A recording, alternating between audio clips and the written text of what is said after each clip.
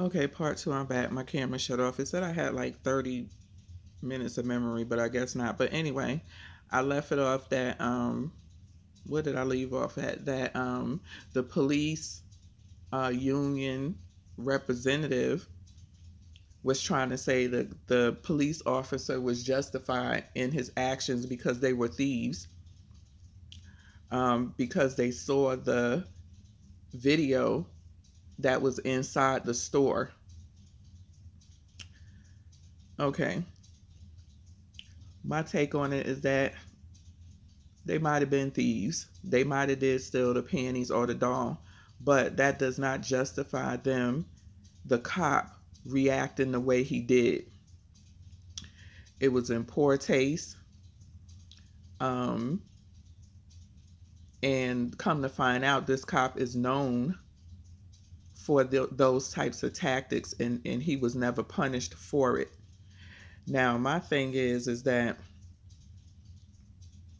I believe that any man, whether you a cop or a regular man, that will approach a woman in that manner, especially a pregnant woman with a child in her arm, that you will point a gun in her face and while she has her child in her arm, you're an abusive person. Most likely, you have no problem putting your hands on women, because if you was not that type of person, there would be no way in the world that you would have approached a pregnant woman with a baby in her hands in that manner. You wouldn't have done that. You would not have done that. She was no threat whatsoever to you. Was she had on a long dress. It seems like she had on a long dress. What was she going to do with a baby in her hands? Pull her dress up and pull a gun out her panties? I mean, they didn't go and rob Wells Fargo. They didn't have any weapons on them. I believe they was detained or gotten to before they even got in their car. The mom probably was in the car because she was putting the baby away, but there was no need for all of that. There really wasn't. These people had kids with them. The woman was pregnant, and I just feel like if you treat a woman like that, whether you're an authoritative figure or not, you're abusive. You are abusive, and I believe you're a woman beater as well. You put your hands on your wife or your girlfriend, because there's no way in the world that you can call that normal and not say that you're not abusive. There's no way that you can do that to any woman. They had another situation up in Flagstaff, I want to say about a year and a half ago, maybe a year ago, where this was with a white woman. They were called to the house for a domestic dispute or something. The white lady, I believe she was handcuffed. The cop punched her in the face and tried to say that he kicked her. She kicked him. And I believe either somebody was recording or the dash cam was recording that showed that the lady did not hit this cop, and he basically punched her in the face for no reason.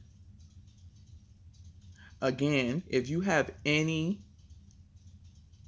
if if you have no conscience about putting your hands on a woman, especially as a cop, you're a woman beater. You're abusive. You probably are abusive to your children. And let me tell you about, right quick, while I'm on this Chinese food mukbang, this is part two. I had a police officer that lived behind me. He was also in the army as well. So he might have been in Army Reserves, because he would go off to the Army, come back home, and then he would pick up his job as a police officer.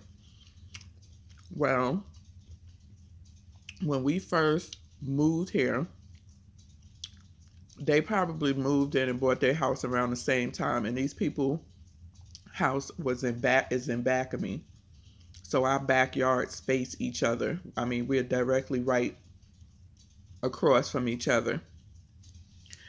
And it was late. It was probably around midnight, after midnight. Me and my husband was in the bed. And because my room is in the back of the room, if they turn on their patio lights, it shines through our windows.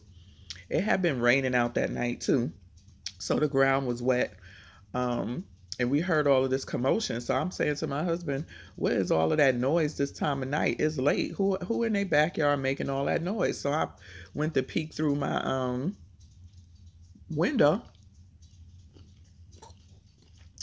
and it's Mr. Cop outside punishing his 5-year old.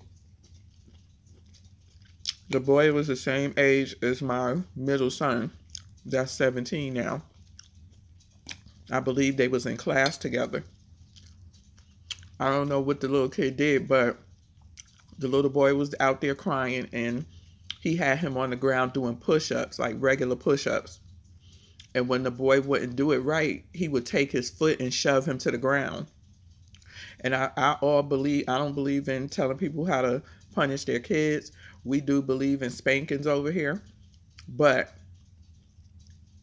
it's a difference between abuse and chastising your children. And to me, that was abuse. You don't take your foot and um, uh, push a kid to the ground because they're not doing a push up correctly as your way of punishment. Um, to me, that was abuse. You don't put your foot on your children at all.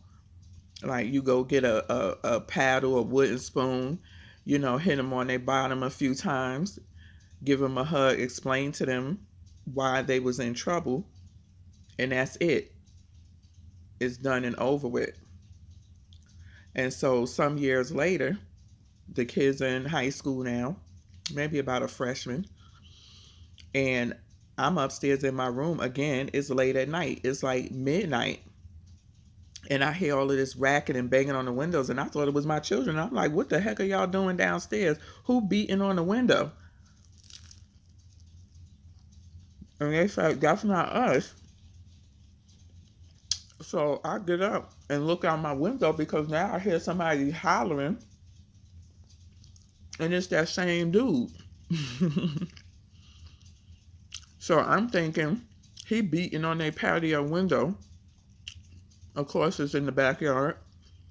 So I'm thinking, oh, he done got locked out the house. She'll probably let him in or whatever. I don't know. I want to say about 30 minutes later, somebody comes banging on my door. And now we don't know nobody in the neighborhood for you to become knocking on my door after midnight. So me and my daughter got up because my husband wasn't home. He probably was traveling at the time. And I gave my daughter 2 butcher knives. I had 1 butcher knife and I had my hammer. And I'm looking out the door and I can't really see who it was. And so I'm saying to my daughter, I said, I think this is the police because I saw the hat. And so she was hiding behind the door. So I cracked the door open and I said, who is it? And they says, Florence police, whatever. So I opened the door and I still got because I got these weapons in my hands. So I'm hiding my hands. And they was like, sorry to come in late, but we need to come into your house to do a surveillance, in the backyard. And they started asking me, do we know what was going on? And I said, yeah, I heard dude out there banging on the window and yelling. I'm thinking it's my kids. Until I look out the window and see it's him banging on the patio door. So I just figured he got locked out the house and he trying to get somebody up to answer the door because it was late. It was after midnight. And so they wanted to do a surveillance on him because it was dark. They didn't want me to turn my lights on or anything. They said, don't turn on the lights. We need to see where he is in his backyard. So they had some type of infrared camera so they can see him in the backyard. And so they came back twice. I guess they was able to get him out the backyard. And basically what happened was, dude was drunk, hit his wife. I guess when he left out, she locked the door so he couldn't come back in, and she called the police, which is his co-workers, the same people who he worked with and for, she had to call on him. And I knew that man was abusive from years back when he was out there abusing his son. I already had knew that. So it didn't surprise me that he put his hands on his wife. But the thing that did get to me was she was sitting there watching him when he was doing all of that to their little boy some years before, and didn't do anything or say anything. And then now years later, he, and who knows how many times he probably done whopped her upside her head, but I guess it was one too many times. She called the police on him, and he ended up losing his job with the police. He ended up not being able to go back in the house with his family, and I'm not sure if it was forever or whatever she ever took him back. But they also ended up losing their house and it going into foreclosure because I believe she was a stay-at-home mom. And now that she's not with the husband, he couldn't go back into the house. They ended up having to leave their house, and it was quite embarrassing. So that's my take on it. And I just want to say nobody does anything to deserve that type of treatment from officers. But I just want to say, people, stop going and doing stupid stuff. Stop going and doing stupid stuff. I don't know if this woman knew her daughter had this doll. I believe she did know that the daughter had the doll because again, the tape don't lie. Just like the tape don't lie how it caught the police officer being abused